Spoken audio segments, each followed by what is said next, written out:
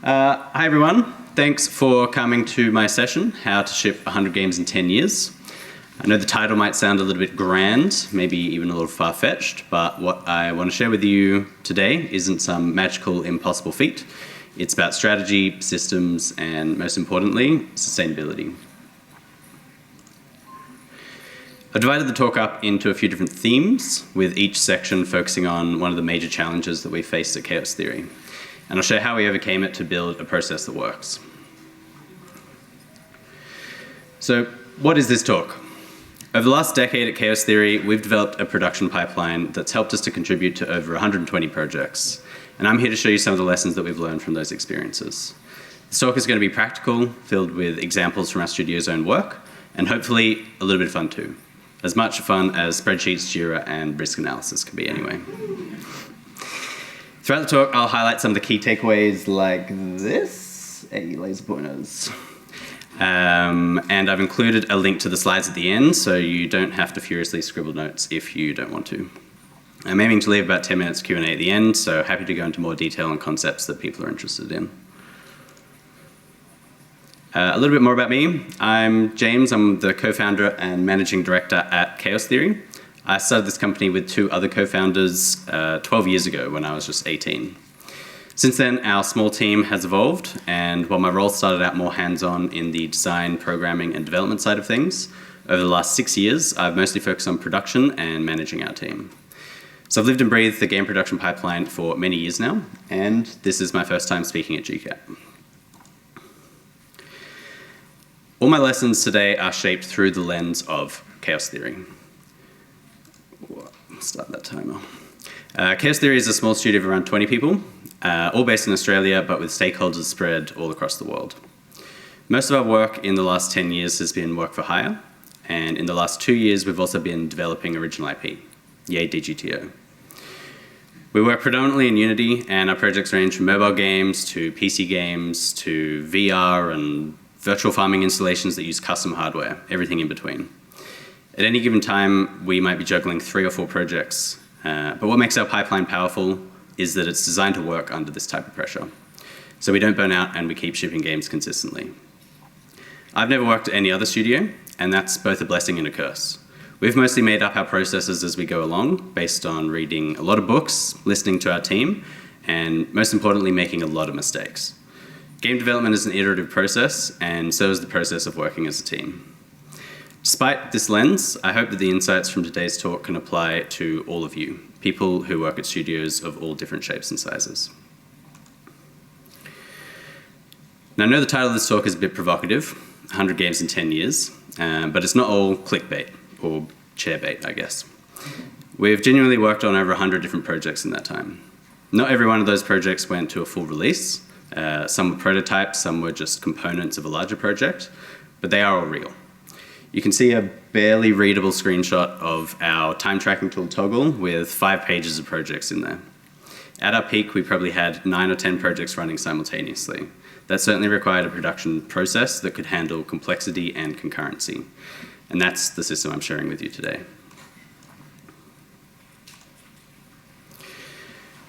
Why is this important? Speed is a competitive advantage in the games industry, but speed doesn't mean rushing or cutting corners. It's about having a system that maintains momentum without burning out your team or sacrificing quality. Poor processes lead to employee churn. If your team is spending their time on documentation no one reads or features that no players like, they'll get frustrated and they'll leave. It also stifles innovation. If getting an idea approved takes months, people will stop suggesting new ideas altogether. Delays in your projects erode trust with both clients and your team. If you miss enough deadlines, your team will start doubting whether you know what you're doing and will probably stop taking deadlines seriously. Meanwhile, reactive management creates chaos, and not the good kind. If you're constantly putting out fires, you're spending a lot of energy in crisis mode instead of pushing your projects forward. A good pipeline aims to avoid all of this and creates an environment where your team can deliver quality work on time without unnecessary stress. I think with game development there's always going to be some stress, but the goal is to eliminate all of the unnecessary kind. Okay, assessing project viability. So The first step of any successful production pipeline, assessing project viability. Specifically, how do you make a budget and scope a project fast enough to make sure that you're not wasting time on something that isn't going to be worth it? Early on, we were frequently getting caught out by projects that ended up costing more than we planned for. Either we underestimated the scope or the risk, or we didn't account for all of the actual work needed to get it in the hands of players. We knew we needed a better system for budgeting and forecasting. That video works. At Chaos Theory, we've refined our budgeting template over the last 10 years. It's a living document that we continue to tweak with every new project, and at the moment, it looks something like this. We break down our budgets by discipline. Dev, art, design, UI, sound, QA, PM, and marketing all get their own line items. The key here is to keep it simple and get to maybe an 80% accurate estimate quickly. You don't need to be perfect in your budgeting at the beginning. I don't think you can be perfect in your budgeting at the beginning, but you do need enough data to make an informed decision. Getting to 80% accurate means that you need to check those numbers with your department heads, get buy-in from your dev and design and art teams on, what is a reasonable amount to be spending.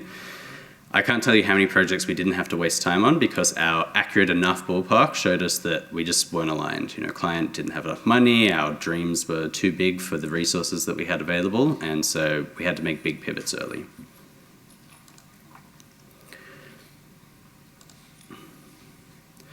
Your budget should make it as easy as possible to calculate overheads, revenue, contingency, and who's working on your project. Make sure you're capturing those overheads.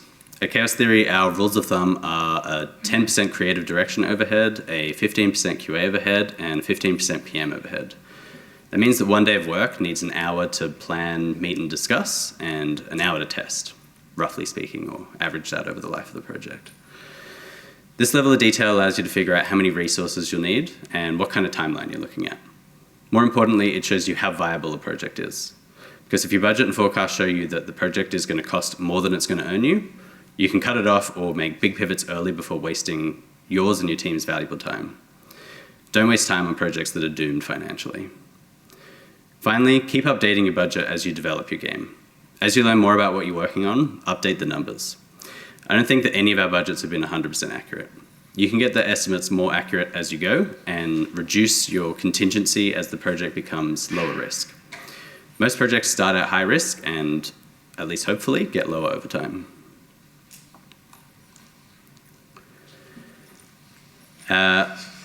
Once we've established a budget, the next step is to assess the risks that could derail it. These two processes go hand in hand. Budgeting helps us to understand the scope, and risk assessment helps us plan for the unexpected. One of the first things we changed at Chaos Theory after improving our budgeting was to always factor in a risk-related contingency. We use a basic risk matrix to assess every project at a high level in about 5 minutes. We look at several factors like technology. Are we using new or untested tech? Team, do we have the right people for this, or are we going to need to hire, or are we missing key skills? Timeline, is the deadline generous or aggressive? What wiggle room is there if things go wrong? Scope, is it clearly defined, or is there a lot of ambiguity and we're not really sure what we're building yet? And stakeholders, have we worked with this client before, or are they new and unknown to us? Based on these factors, we calculate a contingency percentage for the project. For low-risk projects, this might be sort of 10 to 15% kind of range. For high-risk projects, especially those with unclear scope or new technology, new stakeholders, team members that we need to hire, that can be 70% or higher. That means the work could take close to twice as long as we think it's going to take if all of those risks are present. You should never assume zero risk because no project ever goes perfectly according to plan. One of the hardest lessons we learned early on was not leaving ourselves enough contingency, and as a result, we got caught out when things went sideways. These can be difficult conversations to have and can erode the trust of your team or your stakeholders. It's always nice to have that bit of wiggle room to squeeze in that extra bit of polish. So my advice is build in enough wiggle room to handle the unexpected. This is what that risk analysis matrix looks like at the moment, and give it a score in each of those different categories to sort of pump out a estimated contingency percentage at the bottom. The higher risk it is, the higher that percentage goes, and give it a quick score against each of those dimensions to figure out how risky it is, and also decide if that's a level of risk that you want to take on.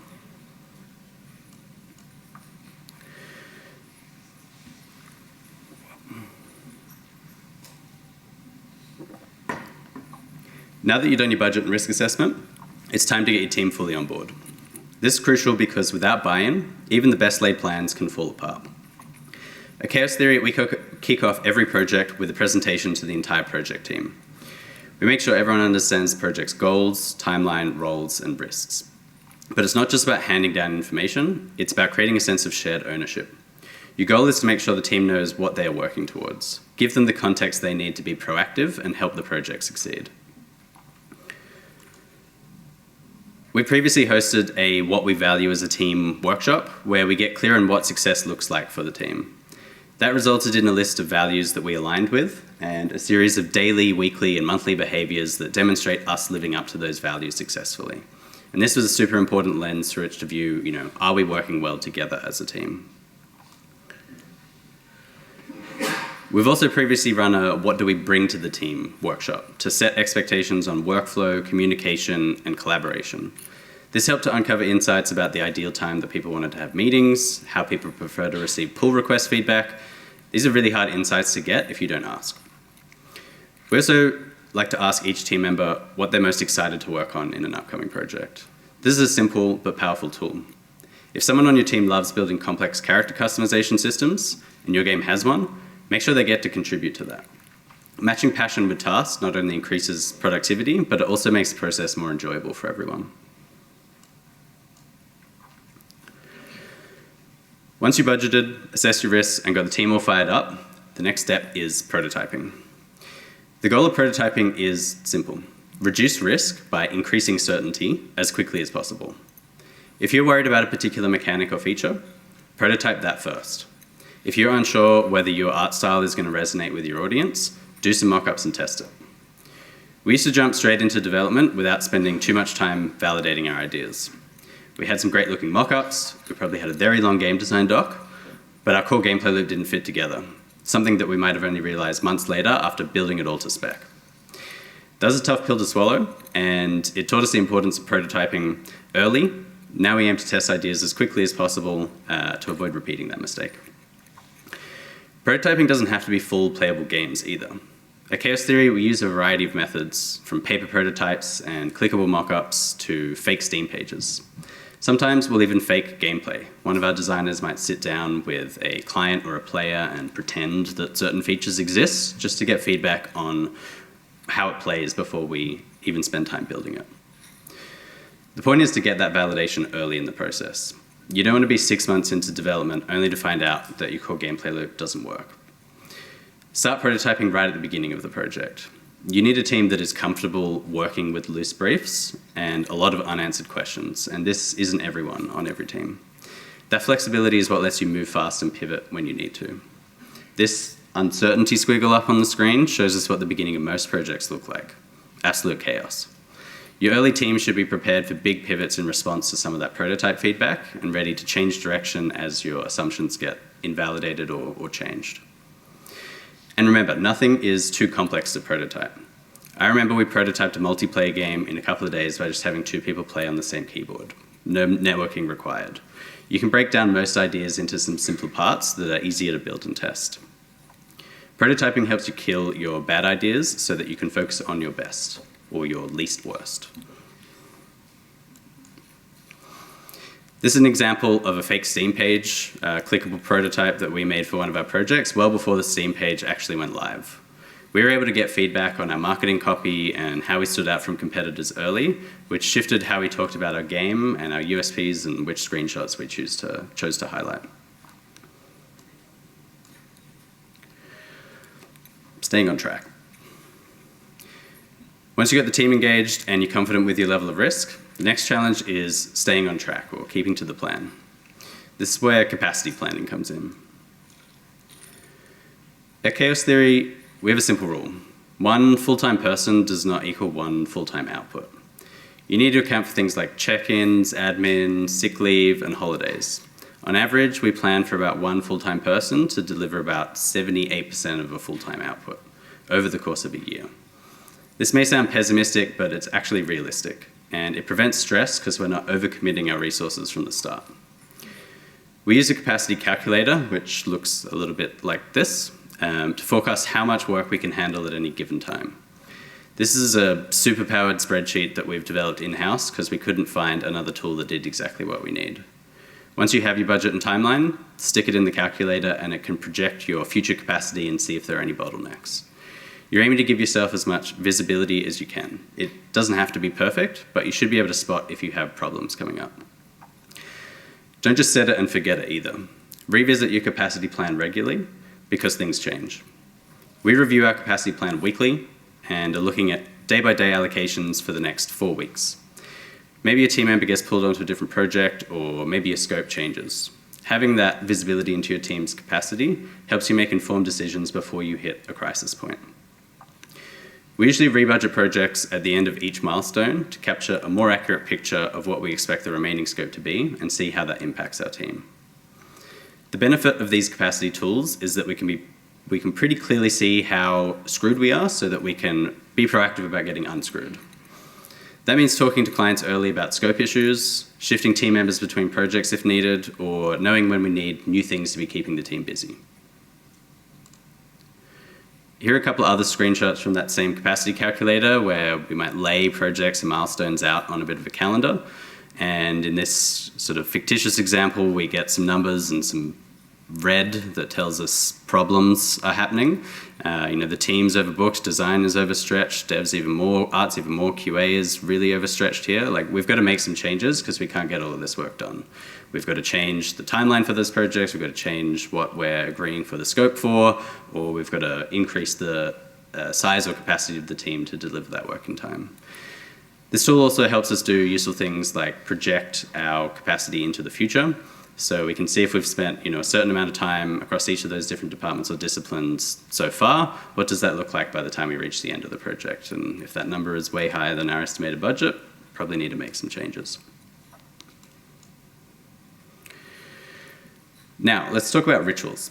Rituals are the things that we do repeatedly throughout a project, like stand-up, sprints, retros. It's important to make sure that your rituals serve a purpose, involve the right team members, and are run at the right cadence. At Chaos Theory, we do weekly stand-ups where we check in on progress and blockers. We have Friday wins where we get together and celebrate what's gone well during the week. But a lot of our communication is asynchronous, meaning we don't need daily stand-ups or constant check-ins. We have a check-in Slack channel that looks something like this, where team members check in and out each day. And this has replaced the need for a daily stand-up across projects. It keeps everyone in the loop without eating up hours in unnecessary meetings. We started doing this during COVID, and it helps keep the team more accountable for their own daily schedule, while keeping our hours more flexible, because not everyone has to be in for the 9 or 10 o'clock stand-up. At the same time, we make sure our team has plenty of time for collaboration.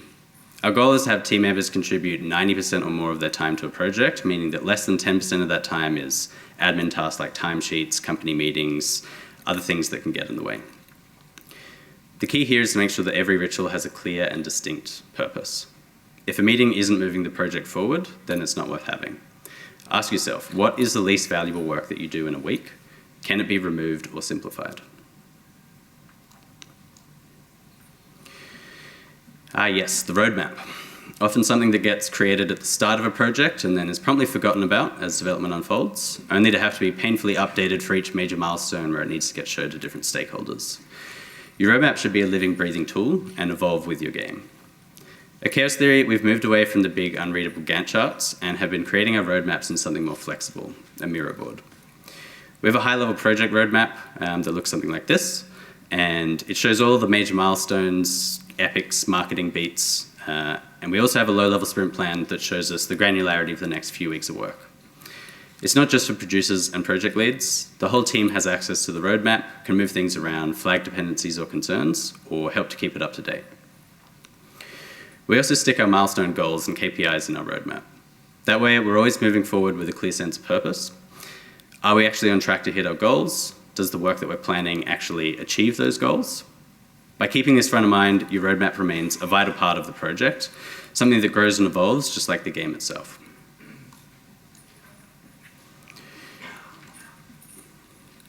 Let's talk about the nuts and bolts of production pipelines.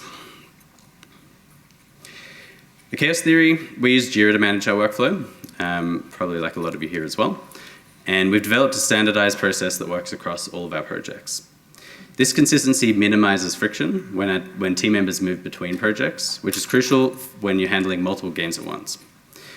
The tools don't matter as much as the process itself. So if you're using Toggle or Monday or just a spreadsheet, I think the important thing is that your process encourages timely and efficient communication. Having one source of truth for what's important makes it easier for the team to know what to work on.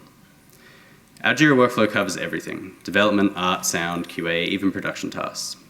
Yes, we convince the art team to use Jira.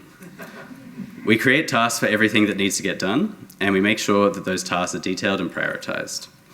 This way, no one's work gets lost or overlooked, and everyone knows what's next in the pipeline. Did you have a playtesting session that suggested a few changes? Use the Confluence to Jira tool to turn all of those action items into Jira tickets.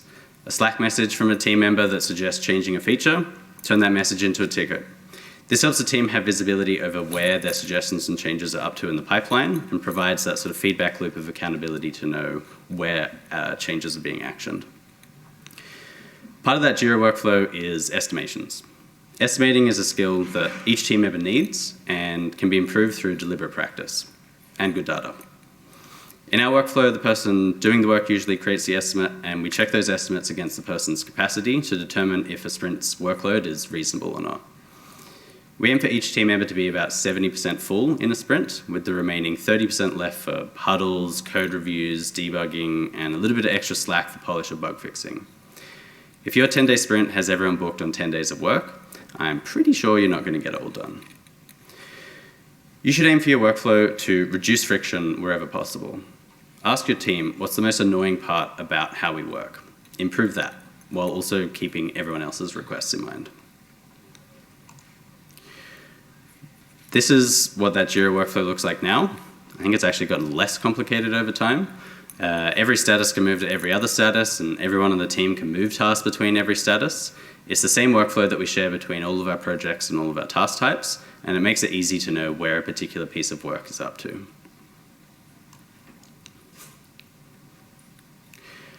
I think we all have opinions on good versus bad tasks as well. It's important for your production team to be connecting the dots, linking all of the relevant context, and outlining what success looks like for a particular piece of work, so your team doesn't have to go digging through Slack threads or trawling the documentation to find all of the necessary info. Another key component of our pipeline is automation. We hire talented, creative people. They should be spending most of their time doing the work that AI can't, at least for now. The last thing we want is for them to spend hours doing repetitive or low-value tasks. That's where automation comes in. A rule of thumb is simple. If you've done a task more than 3 times, see if it can be automated. We've automated everything from Slack notifications when tasks are updated to build uploads when a new build is released.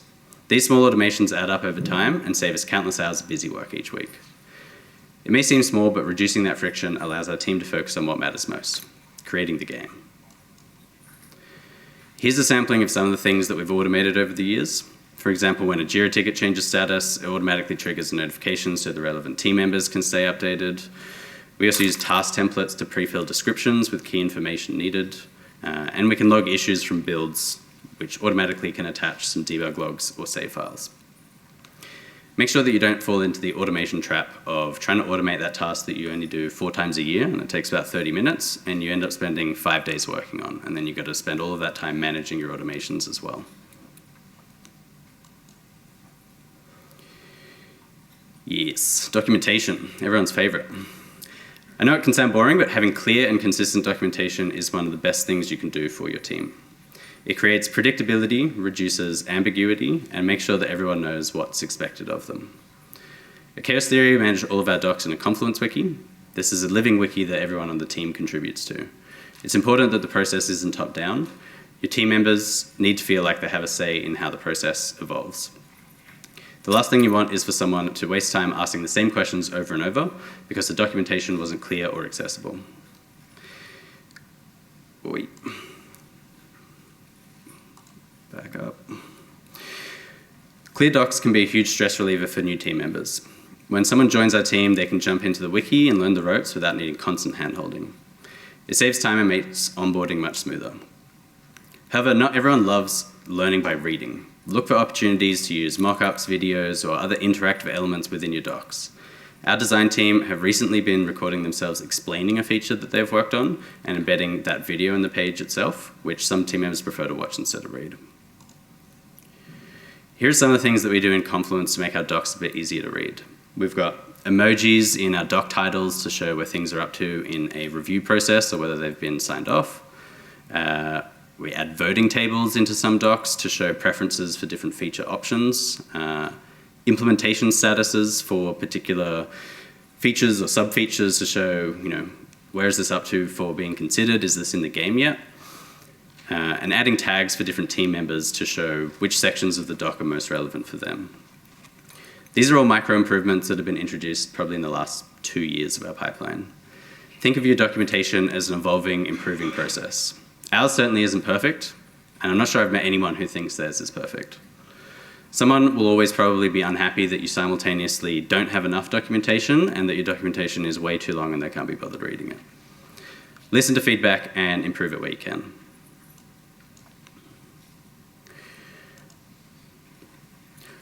One of the most critical components of an efficient decision-making pipeline is knowing who's responsible for what.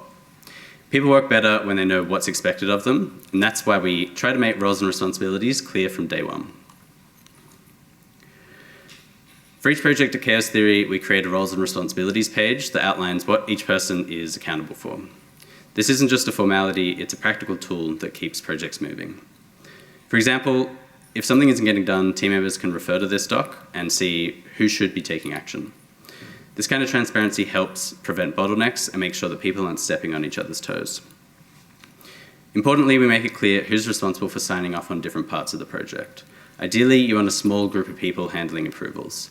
Not too few that it becomes a bottleneck, but not too many that decisions get bogged down in endless meetings. Ideally, it's not everyone, and ideally, it's not that one person all the time. We're still trying to improve this, especially as a small team with evolving roles and needs. We didn't have this almost at all a couple of years ago, and I think this is critical for building teams that can survive without founders or key and critical team members having to fill all of the gaps where this stuff isn't clear. Sign-offs can be one of the biggest bottlenecks in game dev, but they don't have to be. This includes sign-off from internal team members and external stakeholders, sign-off on concepts, and sign-off on builds that need to get shipped. The key is to know when and where sign-off is required and to define clear gates for approval. At Chaos Theory, we like to create workflow diagrams to indicate the steps that different types of work need to go through and when and where what type of input is required from different team members. Another tool that is commonly used for this is RACI matrices, being clear on who's responsible, accountable, consulted, and informed on different types of decisions. This framework ensures that we know who's making the final call and who needs to be providing input. It also prevents meetings from becoming too ambiguous. If we're gathering to make a decision, we make sure that everyone has the context that they need beforehand. This way we don't spend hours discussing something that should have been an email or a Slack message. At Chaos Theory, we have a production lead and creative lead, technical lead, and design lead appointed for every project. These project leads are the key team members responsible for signing off on work. Here's one of those workflow diagrams that I mentioned, tracking the different stages and review gates for a particular type of work. Visualizing this helps people understand what kind of input is required when, or if our process is too complicated and has too many review gates. Aims to clarify, what type of input is going to be useful and who's responsible for providing that input. And it helps to see where something is up to so that if someone decides that you want to change all of these things further down the pipeline, here are all the ramifications that that's going to have for your team and your project.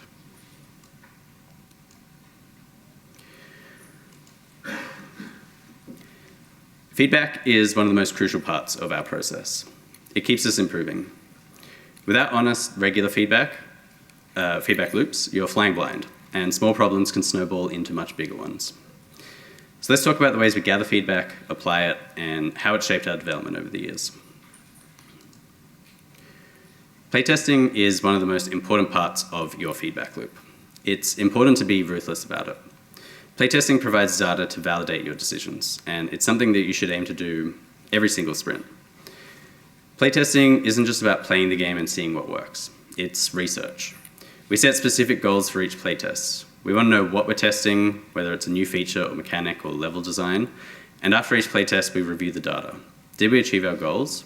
If not, why not? One of the biggest mistakes we used to make frequently, and have seen some other developers make as well, is waiting too long to start playtesting. You should be playtesting as early as possible. In fact, some of our best product improvements came from periods of playtesting every single day during development. Testing that afternoon, cataloging and prioritizing some changes, and making a new build to test the next day.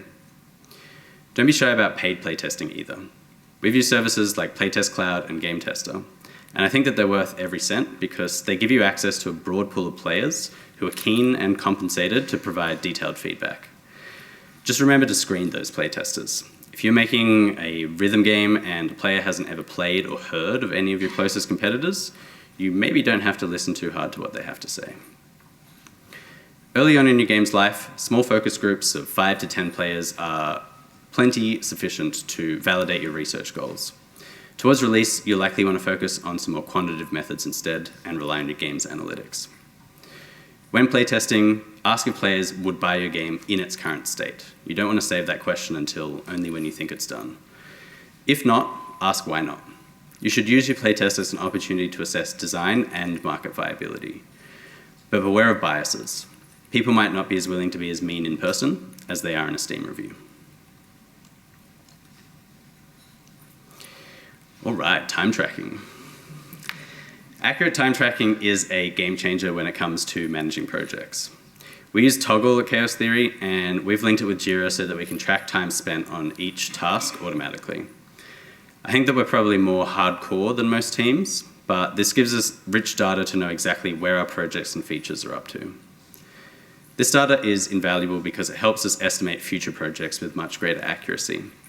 By looking at how much time I spent on similar tasks in the past, how long did that setting systems take, how long did that multiplayer feature take, we can be more accurate about the projects that we're estimating in the future. And because everyone on the team updates the time tracking every couple of days, we have really up-to-date data on exactly how the project is progressing. This data is also invaluable because we can always compare our spend with our budget and determine if we're on track. Have you spent 70% of your budget in 50% of the time?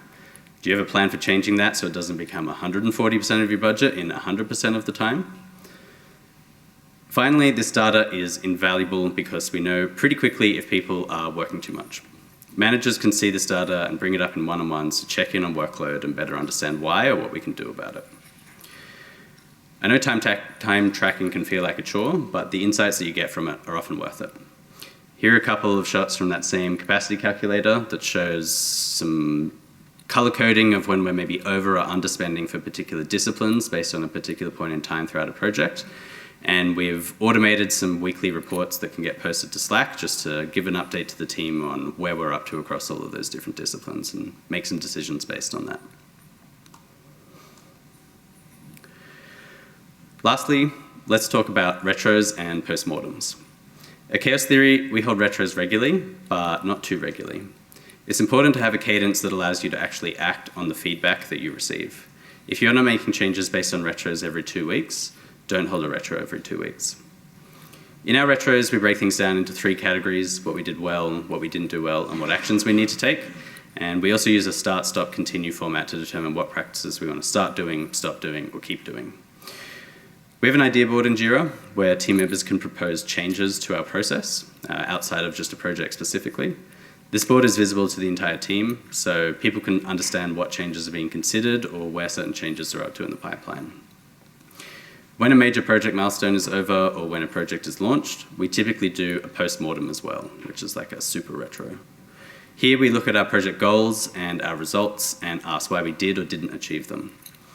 Look at the project's budget and financial success versus your actual spend. Look at your key performance indicators and success metrics. If you didn't hit the mark and you're about to start on a similar project or work, on something similar with the same team, what are you going to do differently next time to get different results? The key is to always be improving. No process is perfect, no two teams are the same, and the only way to get better is to constantly refine how you work. All right. Let's wrap this up with some key takeaways. Budget fast and assess risk early. The quicker that you can get an accurate budget and risk assessment, the sooner that you can make informed decisions about whether this is a project that you want to work on. Know your team's capacity and don't overbook your team. Plan for realistic output and account for leave and downtime. Standardize your production pipeline. Consistency across projects or across different departments reduces friction and keeps your team running smoothly. Make decisions quickly. Use clear roles and sign-off processes to avoid bottlenecks and keep things moving. Track time religiously. Feedback's everything, and time tracking helps you stay on target. Playtest ruthlessly. It's never too early to start playtesting. Constant feedback loops keep you improving. Retros and playtests aren't just tools. They're ways to make sure every project and every build is better than the last. I hope some of these lessons help you avoid some of the same pitfalls that we fell into. But here's the truth. Every mistake you make is all part of that learning process. Everything I've shared today, all of these systems and strategies, are the result of hundreds, if not probably thousands, of mistakes that we've made over the years. The industry moves fast, and the key to staying competitive is to keep learning and iterating. Don't be afraid to make those mistakes, because they are what will shape your process and make your project stronger. Every failed prototype, every miscalculated budget, every project that went over, they've all taught us something that made our pipeline better. So get out there and make mistakes. That's how you innovate. That's how you ship 100 games in 10 years, by making 10,000 mistakes along the way and learning from them. The most important thing that you can do is to keep iterating. Here are all of the key takeaways from some of the previous slides in one place, just to make it a little bit easier to refer to. And here's some of the resources that I mentioned or have learned from throughout some of the other slides as well, with some links to some of those Miro workshop templates and I forgot to mention on the playtesting slide, but really cool resource for playtesting for helping you come up with your research questions as well. This is a link to get access to a read-only version of these slides, which I'll leave up for a second.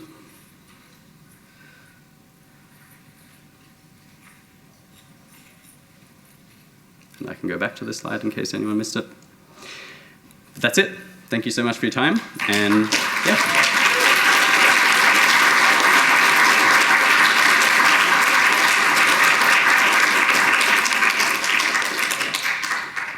I think we have about 10 minutes for Q&A, where apparently you can yell out questions and I can repeat them into the mic.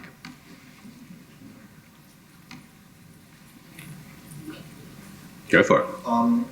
You were talking about earlier how you try and budget people's time and account for some planning, some QA, and the fact that people have meetings and whatnot. I find that people's individual output is also not the same. Is there a way to account for that in your system? And if so, how? Yes, good question. So summarizing that, when accounting for people's output, sometimes the output can be variable, and how do we plan for or accommodate for that?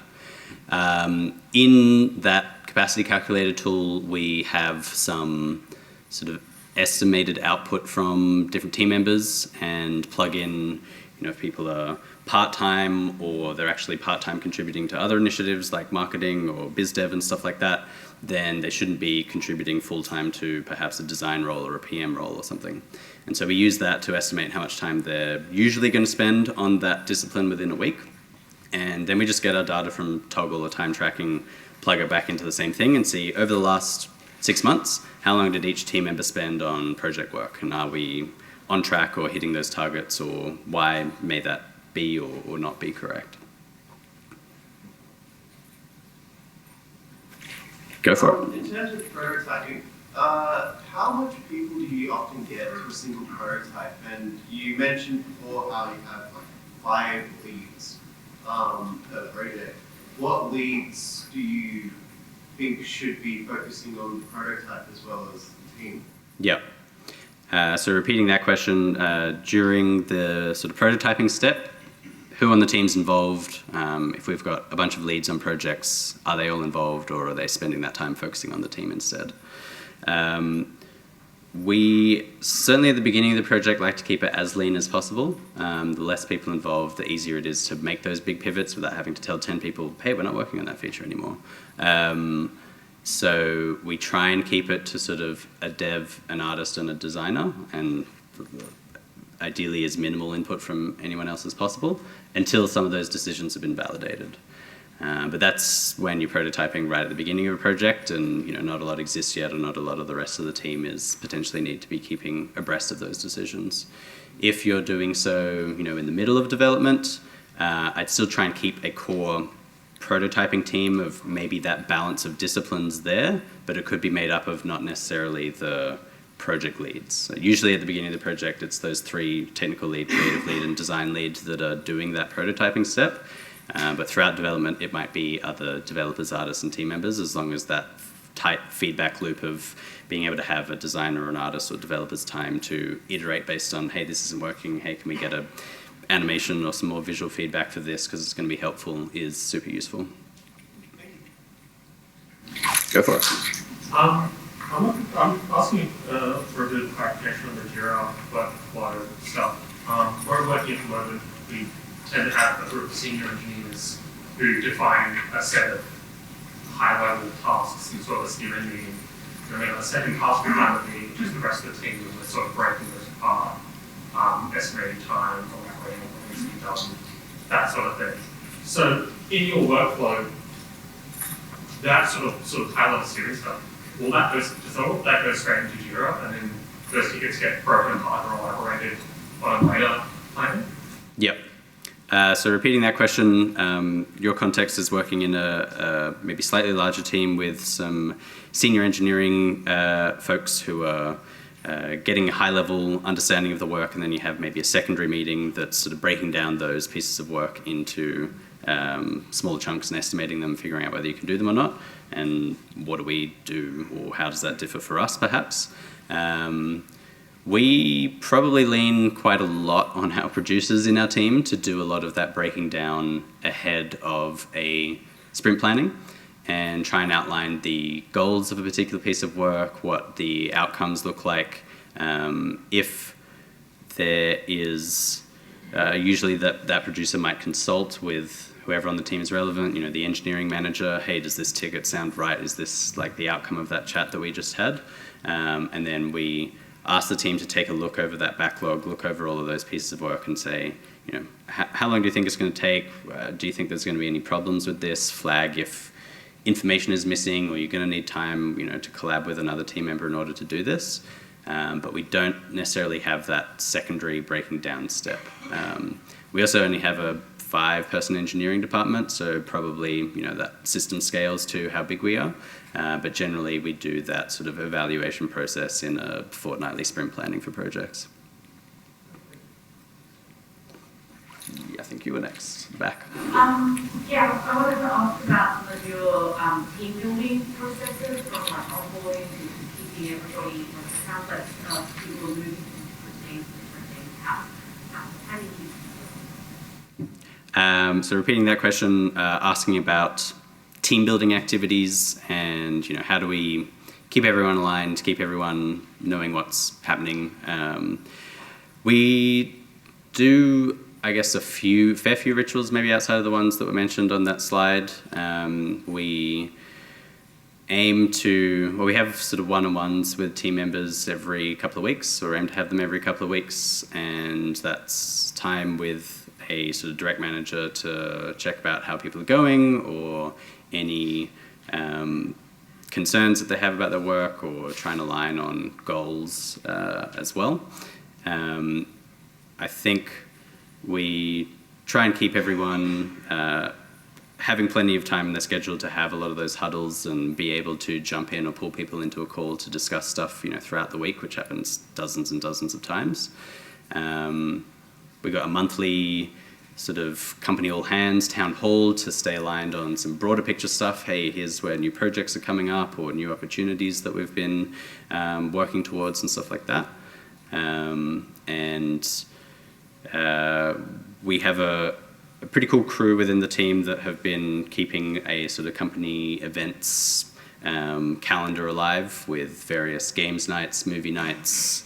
We've resorted to playing Smash pretty much every Friday after work for the last 3 years, and I think it's important to leave some of that downtime that isn't necessarily all project focused for the team to bond outside of the context of just doing work. So important to leave some time and space, and ideally, budget in your calendar for people to be doing that kind of stuff as well.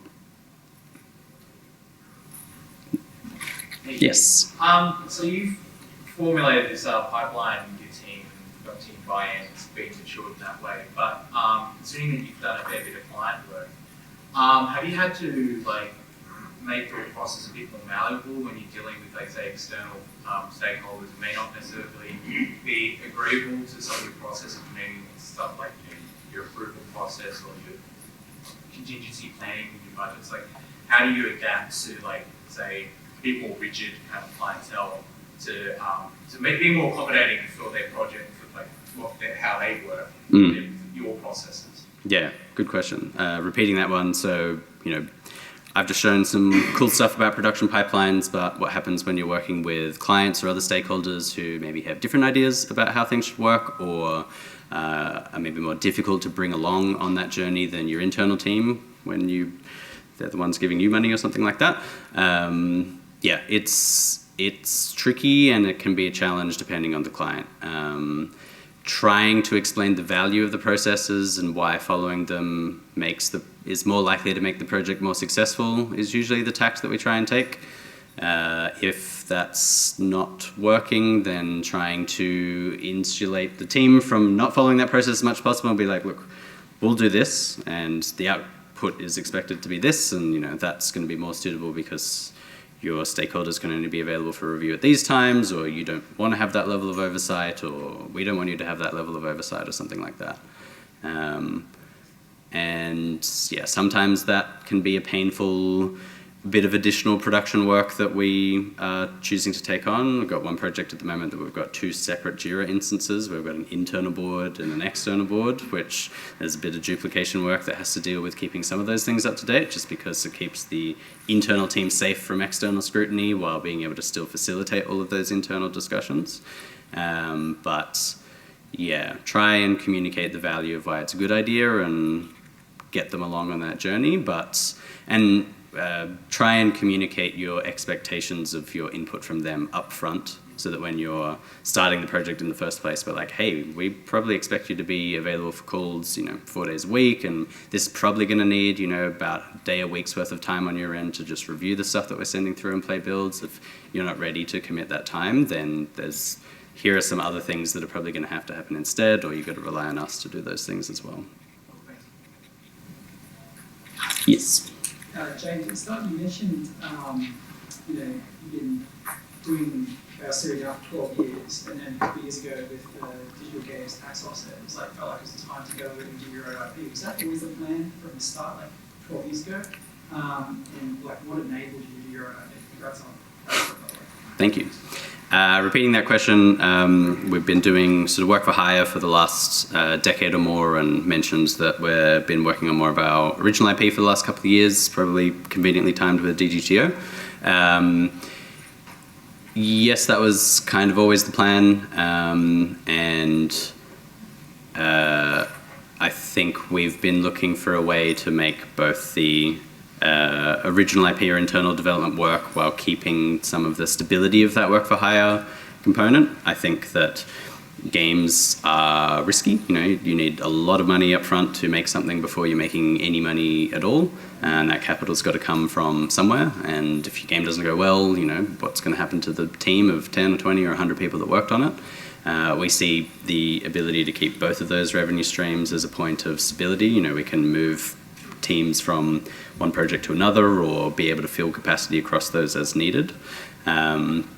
DGTO certainly, massive leg up for a lot of teams of kind of probably our size and above in the industry, where it makes the making of games specifically for Australian teams a lot more cost competitive on the international stage, and that's helped us with securing some of those partnerships, with pitching and basically being able to make the financials work or less risky for us. So for sure.